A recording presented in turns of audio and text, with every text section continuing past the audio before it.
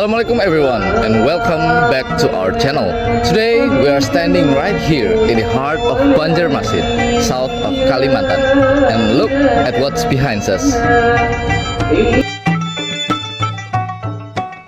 This is Masjid Raya Sabil Al Muhtadin, one of the most iconic and magnificent mosques in the all of Kalimantan, and honestly, the photos are not just enough to represent the magnificent and the most royal mosque in all of South Borneo.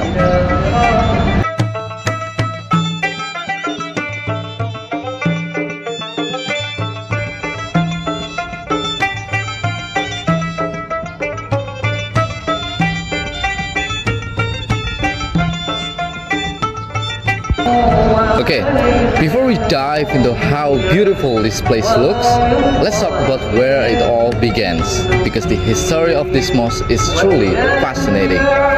The name Sabil Al Muhtadin actually comes from a famous Islamic book written by one of the Banjar's greatest scholars, Sheikh Muhammad Arsyad Al-Banjari, who lived in 1710 to 1800. His book, Sabil Al Muhtadin lil Tafaquh fi Amri ad-Din, means the path of those who are guided in understanding religion. Naming this mosque after his work was a tribute to his enormous legacy in spreading Islam across South Kalimantan.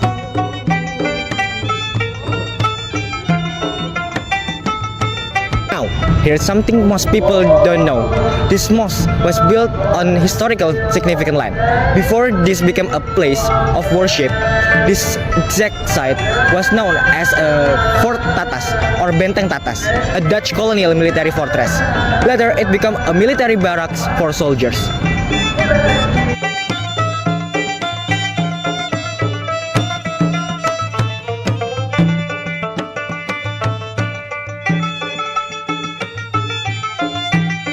The idea to build a grand mosque here was first proposed back in 1964 with the laying of the foundation stone by Governor Abrani Sulaiman. But construction was delayed due to political instability, including the aftermath of G30S PKI incident. It wasn't until 1974 that construction truly began again, and after 7 years of hard work, on the 19th of February 1981, President Suharto officially inaugurated this magnificent mosque.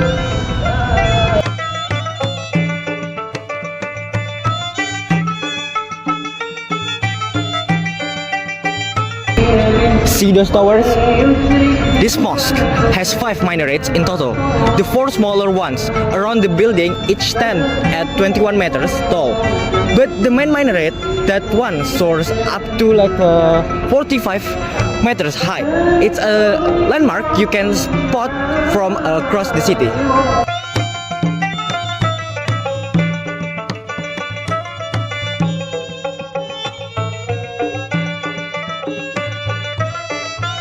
Okay, now I need everyone to just look at this place for a second.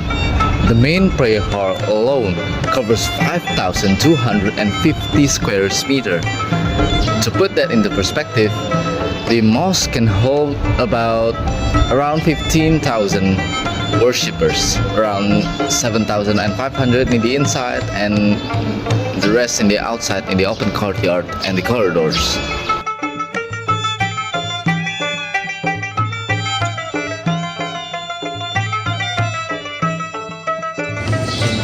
Where it gets really special and entertaining.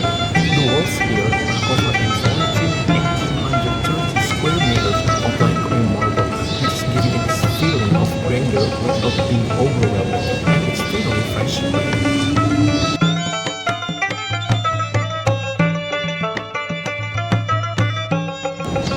And those rooms up there are 17 of them, each made of thousands of glass spheres in a circle.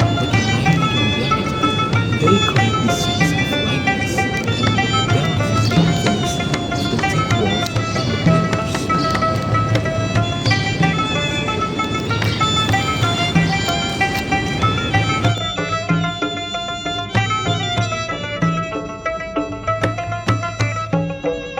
Masjid Raya Sabil Al Muhtadin isn't just a place to pray. It is the beating heart of Islamic life in South Kalimantan.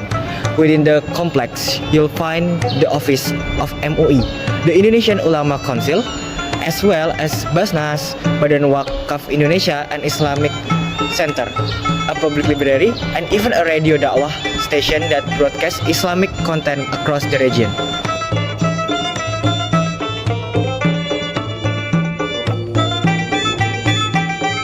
There is also an Islamic school here from kindergarten all the way to senior high school.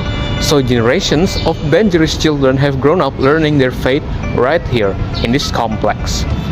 During Ramadan and Eid celebrations, this place transformed completely. Tens until thousands of people gather here. The entire plaza fills with worshippers, vendors, and families. It becomes the social soul of the entire city. Visiting this mosque, you'll also get to enjoy the beauty of the famous river city, which is Siring Sungai Martapura. It's also become one of the major destinations for religious tourism visitors who come from Java, Sumatra, and even from abroad to experience the spiritual atmospheres and admire the architecture.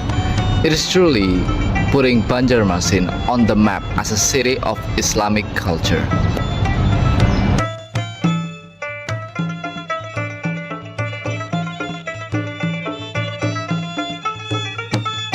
Okay everyone, that's it for today's video.